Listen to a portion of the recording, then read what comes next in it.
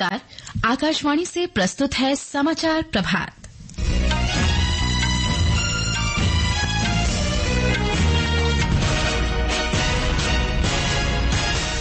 Microsoft software में बड़े स्तर पर गड़बड़ी के बाद हवाई और स्वास्थ्य सहित वैश्विक सेवाएं धीरे धीरे पटरी पर लौट रही हैं।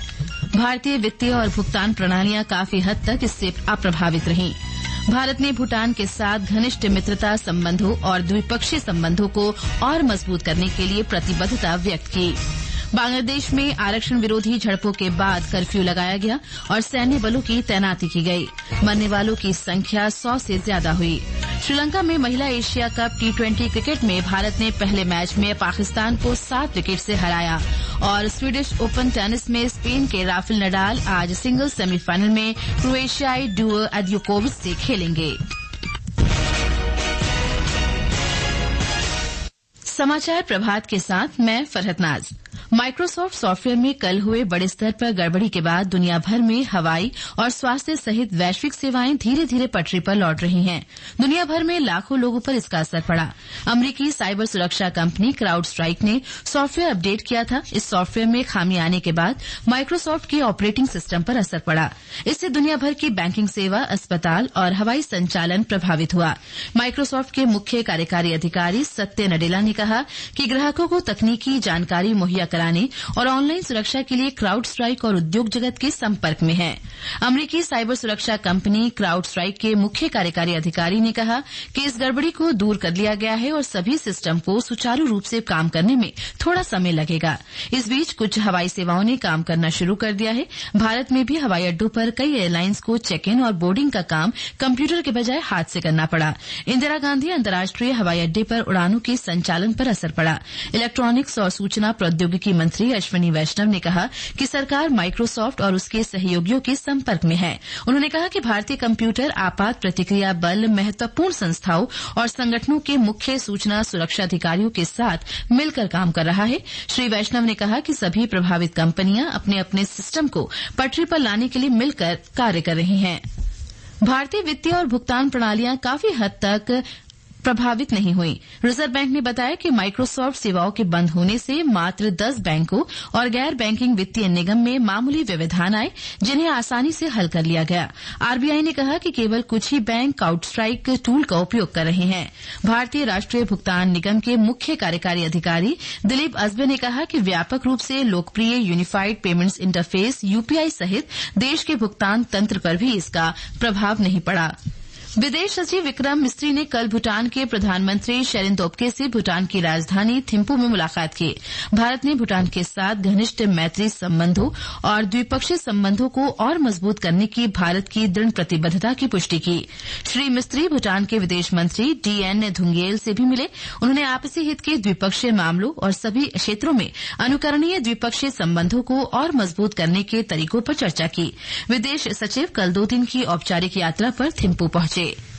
केंद्रीय मंत्री अश्विनी वैष्णव ने कहा है कि केंद्र सरकार विभिन्न पहलों से सरकारी तकनीकी शिक्षा क्षेत्र को विकसित करने के लिए प्रयास कर रही है।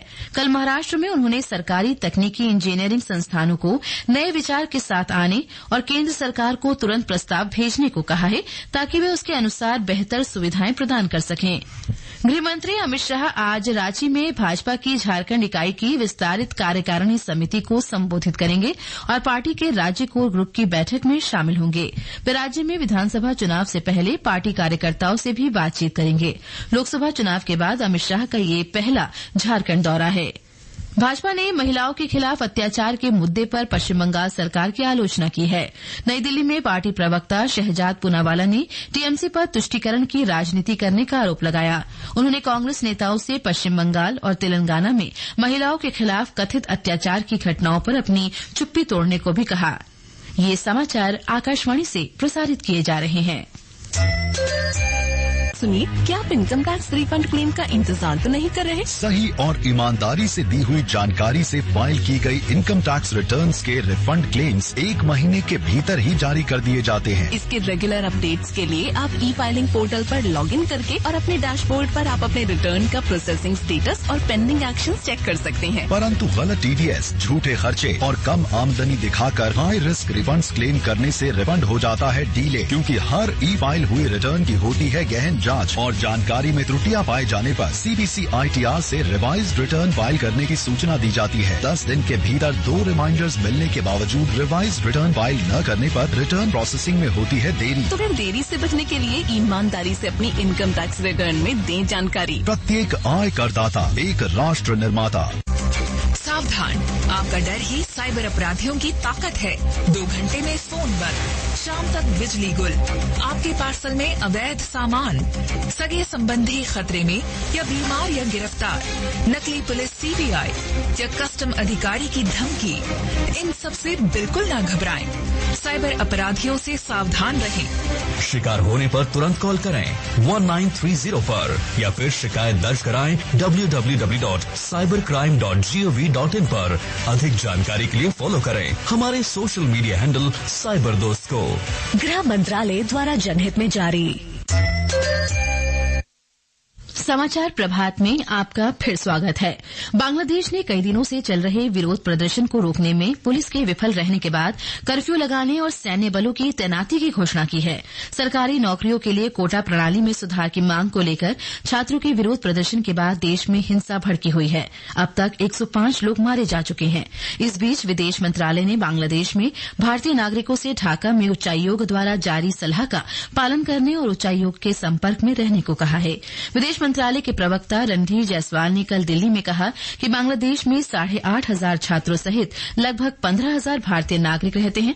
उन्होंने कहा कि विदेश मंत्री डॉ सुब्रमण्यम जयशंकर खुद स्थिति पर नजर रखे हुए हैं और ढाका में उच्चायोग वहां की स्थिति की नियमित जानकारी दे रहा है।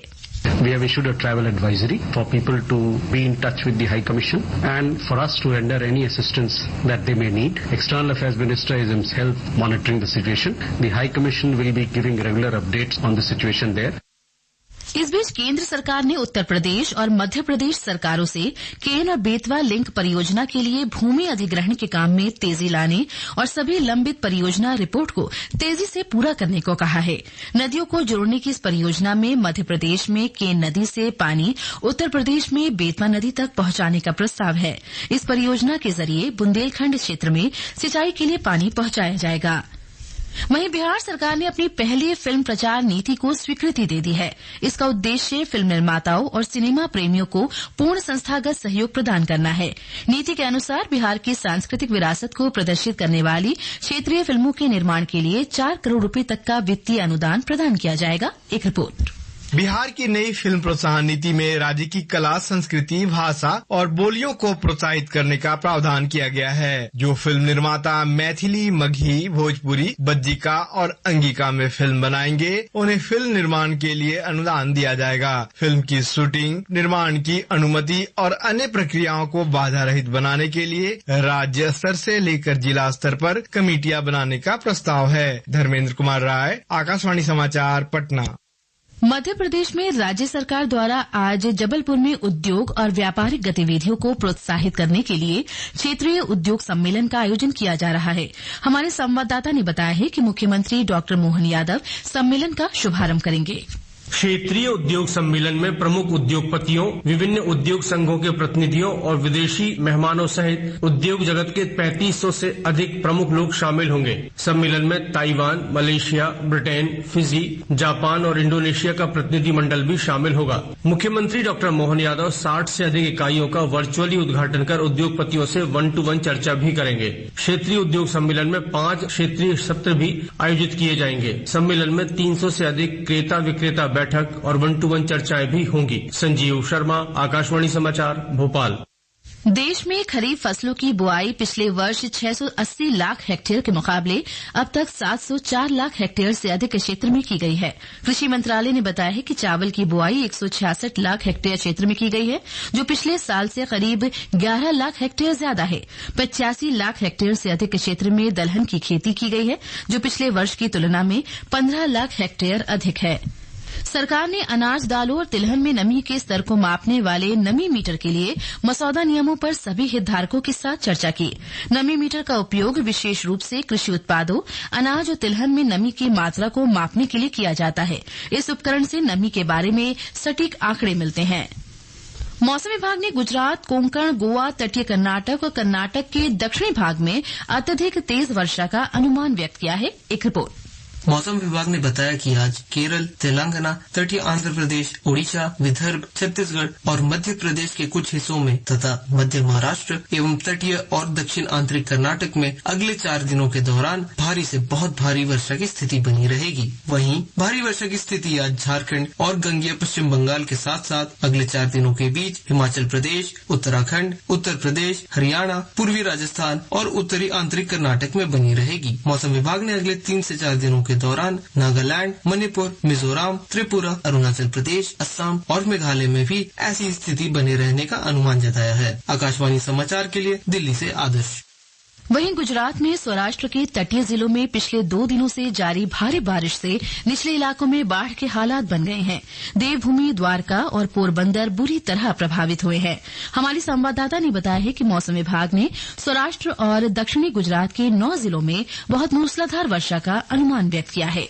राज्य में बाढ़ से करीब 57 गांव प्रभावित हुए हैं। राज्य राहत आयुक्त आलोक कुमार पांडे ने बताया कि बाढ़ प्रभावित जिलों में एनडीआरएफ और एसडीआरएफ की 10-10 टीमें तैनात की गई है। उन्होंने बताया कि बाढ़ के पानी में फंसे 45 लोगों को बचाया गया है, जबकि निचले इलाकों में रहने वाले करीब 400 लोगों को सुरक्षित स्थानों पर पहुंचाया गया है। बारिश के कारण 9 राज्य राजमार्गों सहित 200 से अधिक सड़कें प्रभावित हुई है। 350 से अधिक गाँव में के जवाब में भारतीय टीम ने 35 गेंद शेष रहते जीत दर्ज की। पाकिस्तान की पूरी टीम 20वें ओवर में 108 रन पर सिमट गई थी। शेफाली वर्मा ने 40 और स्मृति मंधाना ने 45 रन बनाए। दीप्ति शर्मा ने सिर्फ 20 रन देकर 3 विकेट लिए। उधर स्वीडिश ओपन टेनिस टूर्नामेंट में पुरुष सिंगल्स के सेमीफाइनल में आज स्पेन के राफेल नडाल का सामना क्रोएशिया के दूजो एड्जूकोविक के साथ होगा। एक अन्य सेमीफाइनल में अर्जेंटीना के थियागो ऑगस्टिन तिरांते का सामना पुर्तगाल के नूनो बार्गेस से होगा।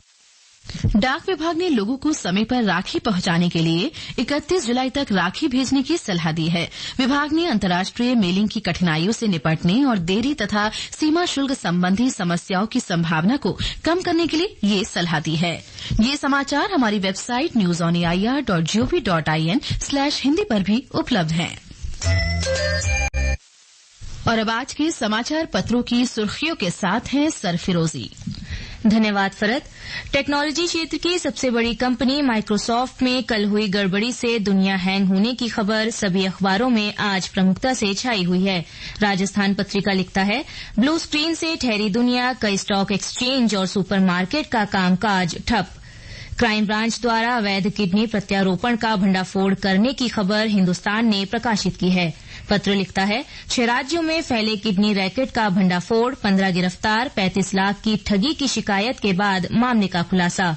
वहीं अमर उजाला ने विदेशी मेहमानों के लिए लुटियन दिल्ली के सजने की खबर सचित्र प्रकाशित की है। पत्र लिखता है, विश्व धरोहर समिति की 11 दिवसीय बैठक कल से 142 देशों के प्रतिनिधि होंगे शामिल।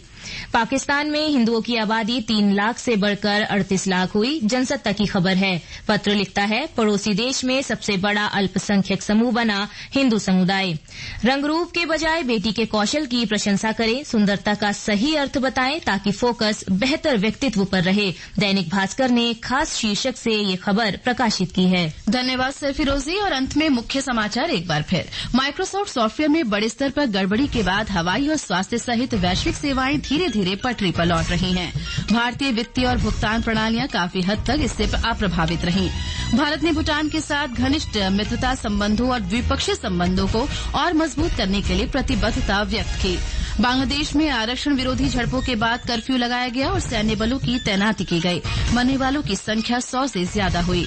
श्रीलंका में महिला एशिया कप T20 क्रिकेट में भारत ने पहले मैच में पाकिस्तान को 7 विकेट से हराया। और स्वीडिश ओपन टेनिस में स्पेन के राफेल नडाल आज सिंगल्स सेमीफाइनल में क्रोएशियाई डुए अदुकोविच से खेलेंगे। इसके साथ ही समाचार प्रभात का ये अंक समाप्त हुआ। नमस्कार।